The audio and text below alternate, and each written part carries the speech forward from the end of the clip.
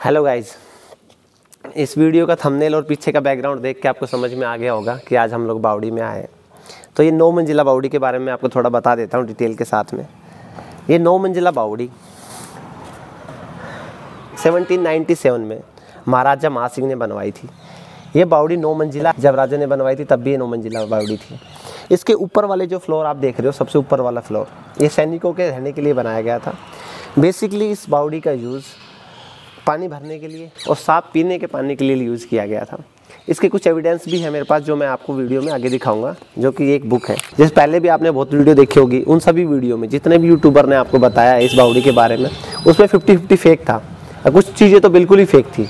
जैसे उसके बारे में मेन उसमें बताया गया था कि रानी महल से यहाँ पे नहाने के लिए आती थी, जो बिल्कुल फेक खबर थी।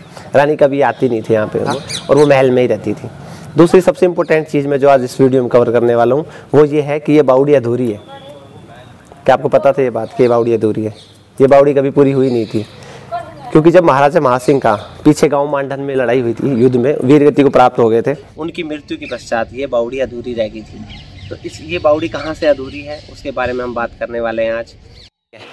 चलिए अब हम बात करते हैं इस बुक के बारे में। इस बुक में आप ये जो फोटो देख रहे हो, इसमें देखो रेलिंग लगी हुई है, देख पा रहे हो आप ये रेलिंग। और इस जगह पर रेलिंग नहीं है, क्यों? क्योंकि कुछ असामाजिक तत्व जो अभी भी बाहर बैठे हैं, कुछ इस तरीके के लोगों ने इस रेलिंग को तोड़ दिया है। ये ज़्यादा पुरानी बात नहीं है, ये लगभग 5 साल पहले काम करवाया हुआ था और 5 साल के बाद इसकी हालत आप देख रहे हो ऐसी होगी। ये सारी तोड़ दी क्योंकि चैन नहीं है ना लोगों को।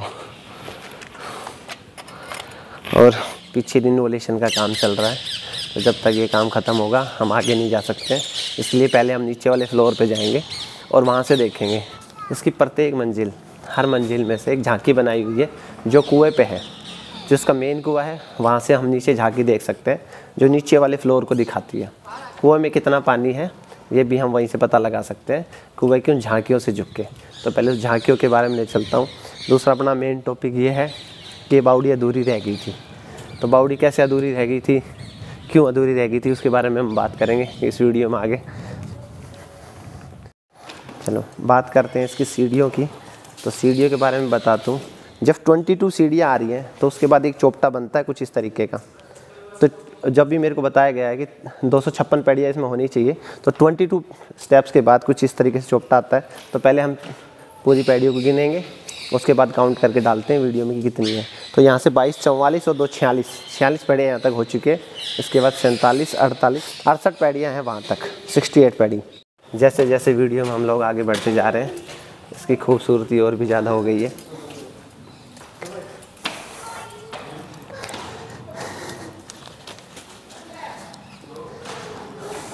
जैसा कि मैंने आपको बताया था कि प्रत्येक मंजिले में एक झांकी है और झांकी से हम कुएं में झांक के देख सकते हैं।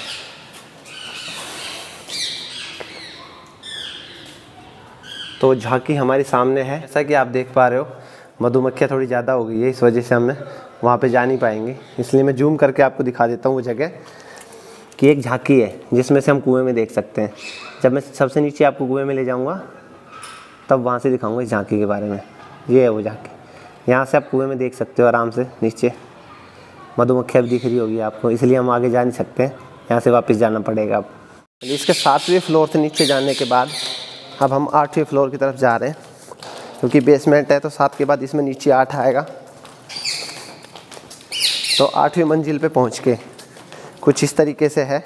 इसका रिनोवेशन का काम जो था वो लगभग यहाँ तक हुआ है, जो कि सीढ़ियों का था। इसके बाद ये प्लस्तर भी दोबारा से करवाया गया है, ये स्टेप्स भी बाद में बनाई हुई है और इसका रिनोवेशन का काम यहाँ पे अभी अधूरा है।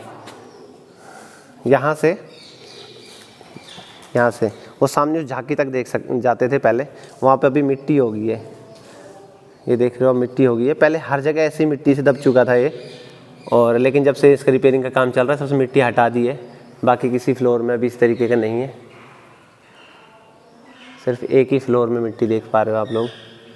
उसके बाद नीचे बात करें इस जगह की, तो ये वो सुरंग है जिसके बारे में आपको बताया गया है कि रानी महल से यहाँ पे नहाने के लिए आती थी, जो बिल्कुल फेक न्यूज़ थी। मैं इसकी हकीकत अभी आपको नीचे चल के दिखा देता हूँ। हम उसके अंदर भी जाएंगे कि उसमें क्या है, देखेंगे उसमें कुछ ऐसी जगह है क्या जहाँ से रानी आ सकती थी, या किसी सुरंग के बारे में जो बताया गया है वो है या नहीं है। तो नीचे चल के देखेंगे। यहाँ पे कुछ इस तरीके से स्टेप्स है, जैसे पहाड़ों में स्टेप्स होती है ना, इस तरीके से है। ये शायद इसलिए हुआ होगा कि इससे नीचे ज़्यादा गहराई में बनाने में स्टेप्स बढ़ रही होगी और बावड़ी की लंबाई और भी ज़्यादा हो जाती अगर उस स्लेब में डालते तो, इसलिए इन्होंने पहाड़ी स्टाइल में बनाया है जिगजैग टाइप से। चलो अब हम चलते हैं उस जगह पे जिसके बारे में आपको बताया है कि रानी आती थी, उस जगह से। चलो अब सुरंग की तरफ चलते हैं। कुएं की साइड से पीछे की तरफ में ये 9 मंजिला खूबसूरत बावड़ी कुछ इस तरीके से दिखाई दे रही है। ये जो टूटी हुई इमारत आप देख रहे हो, इसका रिनोवेशन का काम नहीं हो पाया क्योंकि इसकी हालत कुछ ज़्यादा ही जर्जर थी और यहाँ से आगे आना भी अलाउ नहीं है।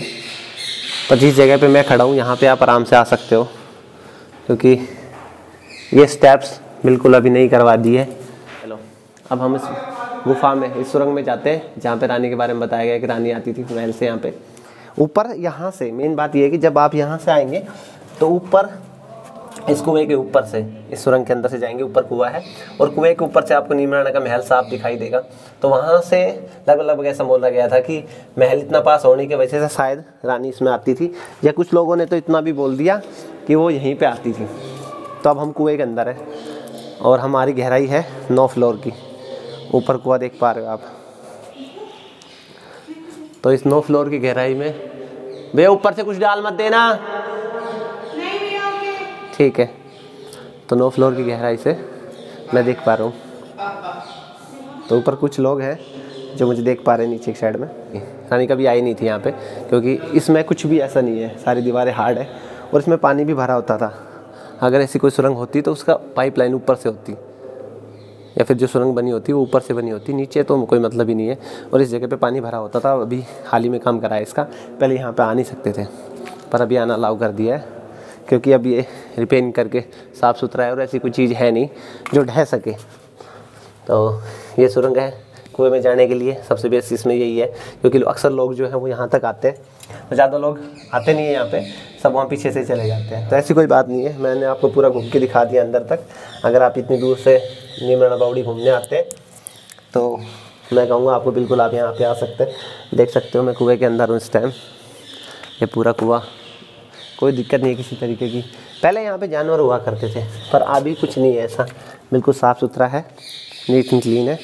तो आप कभी भी आओ तो सिर्फ यहाँ तक मत रुको, कुएं के अंदर भी जा सकते हैं, कोई टेंशन वाली बात नहीं है, बिल्कुल साफ़ सुथरा है ये। अब मैं पीछे ले चलता हूँ आपको जहाँ से नीम राणा फोर्ट देख पाओगे। एक्चुअली यहाँ पे जब भी आप नीम राणा बावड़ी में आते हैं तो व्यू कुछ इस तरीके का है, जिस तरीके से आप ताजमहल से यमुना नदी देख सकते हैं, उसी तरीके से आप नीम राणा बावड़ी में खड़े होकर नीम राणा फोर्ट को भी देख सकते हैं। और नीम राणा फोर्ट से आप बावड़ी को देख सकते हैं, दोनों आमने सामने। ये इसलिए बनाई हुई है ताकि राजा को कुछ वहाँ पे कोई सिंबल, कोई संदेश देना हो तो वहाँ पे इसके यहाँ सैनिक जो भी थे वो समझ सकते हैं। तो चलो अब बावड़ी के थोड़ा ऊपर चलते हैं। नीचे का व्यू मैंने दिखा दिया आपको पूरा। अब हम उस जगह पे चलते हैं जहाँ से नीम राणा फोर्ट दिखाई देगा आपको। इसका रिनोवेशन करवाने के बाद इतना काम हुआ है, पहले इस तरीके का नहीं हुआ करता था। ये राजा मासिंह ने जब इसको बनाया था तो ये ग्राउंड लेवल तक ही पहुँच पाई थी बस। उसके बाद जितनी भी आप ये दीवार देख पा रहे हो ये उन्होंने बाद में बनवाई है। और अब हम, अगर आपको कुछ बताना है इसके बारे में मुझे तो वीडियो के कमेंट्स में बताना। चलो मधुमक्खी से बच के काम करेंगे आज हम, क्योंकि पिछली बार जब हम लोग आए थे तो हमारे दोस्त को मधुमक्खी खा गई थी। तो अब हम नीम राणा फोर्ट का एक जूम व्यू करके दिखाता हूँ आपको। नहाने के लिए वहाँ जाती थी। नहीं गलत है ये। रानी के लिए तो खुद ही यहाँ पे, वो जो महलों में रहती थी वो वहाँ क्यों जाएगी ना। हाँ। बावड़ी पूरी हुई नहीं ना, नीचे से बना के ले आए थे, फिर ऊपर आकर के और सैनिकों का रूम का रहने का बना रहे थे वो, लेकिन वो नहीं हो पाया। जमीन के लेवल पे आई, ऊपर नहीं बन सकी। वो जो गुम्बद बनाना चाह रहे थे रूम रहने के लिए, वो नहीं बन पाया है। तो किसने रुकवाया था वो काम, किस वजह से रह गया था, कुछ पता वो है? मर गए, राजा मर गया, राजा के लड़के मर गए, फिर कौन ने होलकर को यहाँ पर शरण दे दी। मराठा सरदार होलकरण अंग्रेजों के खिलाफ इन्होंने शरण दे दी, तो उन्होंने कहा कि भाई ये हमको होलकर को दो हमको। अच्छा। हाँ, क्योंकि हमारा ये बागी है ये इसको। हाँ, तो उन्होंने कहा कि नहीं, मैं होलकर को नहीं दूंगा, मैं शरणागत को नहीं दूंगा, मैं लड़ने के लिए तैयार हूँ। ये जो बावड़ी बनी थी, हाँ। वो के काम खातर बनी थी? नहीं, वो तो बनाई थी सैनिकों के विश्राम के लिए, और वहाँ पर आसपास सब देवताओं के मंदिर हैं उसके पास में। तो वो जो है राज शासक था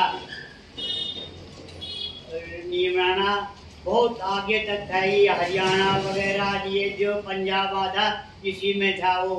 तो अंग्रेजों से लड़ाई ये लड़ी बताओ, थी उसने।